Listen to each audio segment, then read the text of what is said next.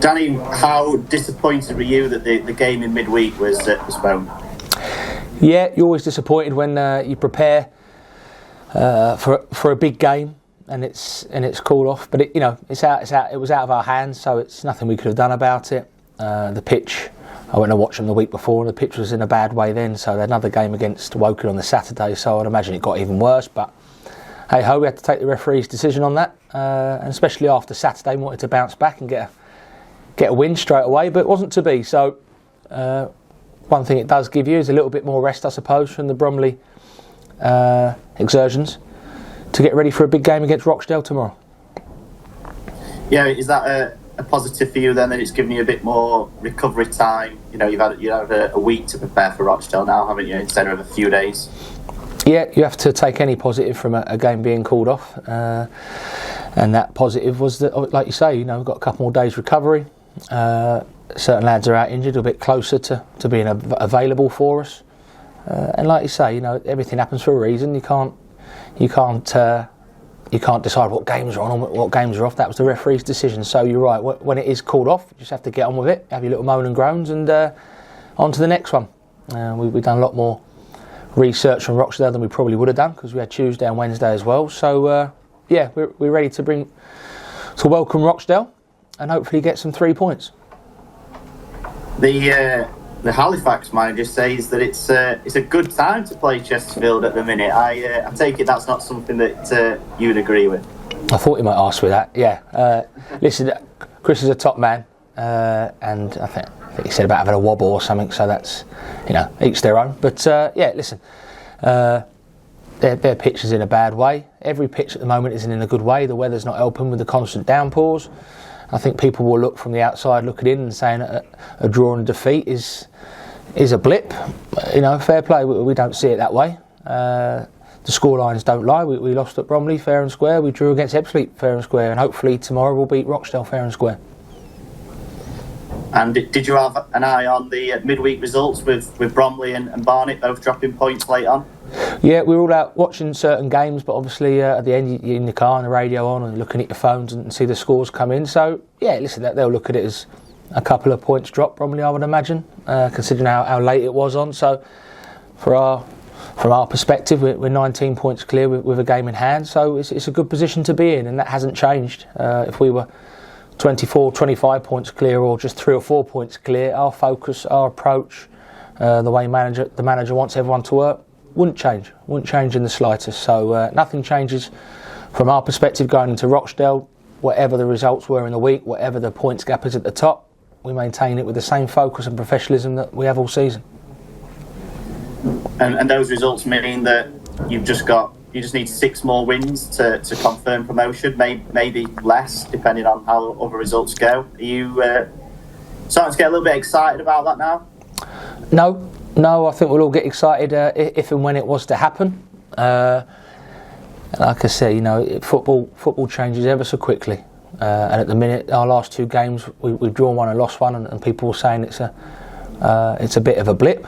And like I say, we tend to differ, but what we want to do is put those sort of arguments to bed by getting back on the winning train again, and that only happens if we turn up, And I thought, to be fair, for large periods at Bromley we turn up, Ebbsfleet at home for large periods we turn up, but we're letting 6 goals in those 2 games, and that's something we want to put right against Rochdale and hopefully get a nice clean sheet along with a win.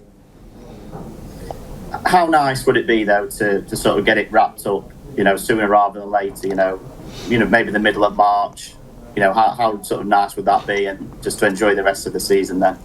Well, it would be a lot nicer, wouldn't it? I think at the beginning of last season I said to you, Liam, that if we went into our last game of the season, whatever game that would be, whether it be a league fixture or a playoff fixture, someone said you have to win your last game of the season to get promoted, we all would have probably taken it after finished 7th the season before, and it was nearly the case, wasn't it, at Wembley.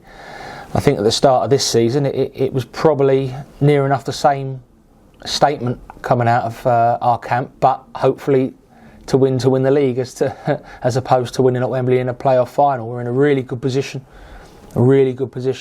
I don't think anyone would have thought we'd be in this position in terms of the amount of points clear, But if there's 4 or 5 games to go and you're uncatchable, we're all celebrating already. So to answer your question, it would be lovely to win the league sooner than later. Any club in the league would say that. So that's not just us in the position we're in. Of course, you want to get things done sooner than later. But I think the game at Bromley showed teams keep pushing against us. They keep going.